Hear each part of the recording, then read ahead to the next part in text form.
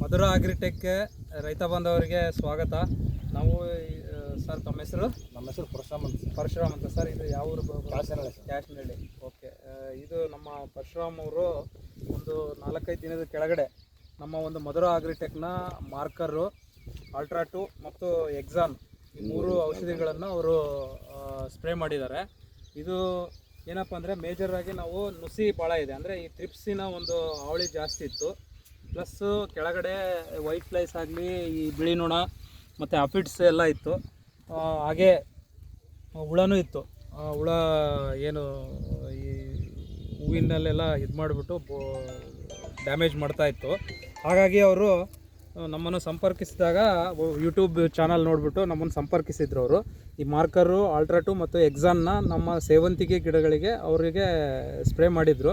Sir, ಇವಾಗ ಇದು spray ಮಾಡಿದ್ರಲ್ಲ, ನಿಮ್ಗೆ ಹೆಂಗೆ ಅನಿಸ್ತಾ ಇತ್ತು? ಇದು ಚೆನ್ನಾಗಿದೆ ಅಲ್ವಾ? ಸೊ ಚಿಗುರೆಲ್ಲ ಚೆನ್ನಾಗಿ ಬರ್ತಾ ಇದೆ, ಸ್ವಲ್ಪ ನುಸಿ ಎಲ್ಲ ಕಂಟ್ರೋಲ್ ಆಗಿದೆ.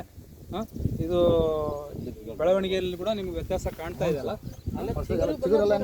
ಚಿಗುರೆಲ್ಲ ಚೆನ್ನಾಗಿ ಬಂದಿದೆ ಅಲ್ವಾ? ಸೊ ಇದು ತೃಪ್ತಿಯಾಗಿದೆ ಅಲ್ಲ ನಿಮಗೆ? ಏನಪ್ಪ ಅಂದರೆ ಸೇವಂತಿಗೆಯಲ್ಲಿ ಈ ನುಸಿ ಸೆಂಟೆಲ್ಲಾಗಲಿ, ಪೂರ್ಣಿಮಾ ಆಗಲಿ, ಯಾವುದೇ ತಳಿಗಳಲ್ಲಾಗಲಿ ಈ ಹೂವಿನಲ್ಲಿ ನುಸಿ ಜಾಸ್ತಿ ಬರುತ್ತೆ. ಅದನ್ನು ನೀವು ಎವ್ರಿ ಕಟಿಂಗ್ ಟೈಮಲ್ಲಿ ಕರೆಕ್ಟಾಗಿ ಮ್ಯಾನೇಜ್ಮೆಂಟ್ ಮಾಡ್ಕೊತ ಹೋದರೆ, ಅದನ್ನು ಕಂಟ್ರೋಲ್ ಮಾಡಿದ್ರೆ ನೀವು ಕ್ವಾಲಿಟಿ ಹೂವು ತೆಗಿಬೋದು. ಹೂವು ಕ್ವಾಲಿಟಿ ಬರಬೇಕಪ್ಪ ಅಂದರೆ ನುಸಿ ಕಡಿಮೆ ಆಗಬೇಕು. ಶೈನಿಂಗು ಔಷಧಿ ಹೊಡೆಯೋದು ನಾವು ಬೇಕಾಗಲ್ಲ.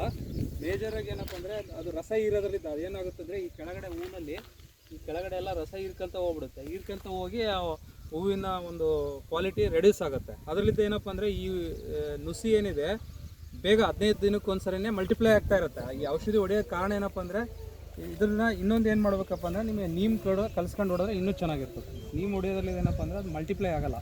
ಅದೇನಂದರೆ ಹೆಚ್ಚಿಗೆ ಮೊಟ್ಟೆ ಹಿಡಿತದೆ. ಆ ಮೊಟ್ಟೆ ಹಿಡೋದನ್ನ ನಾವು ಕಡಿಮೆ ಮಾಡ್ಕೋಬೋದು ಅದರಿಂದ.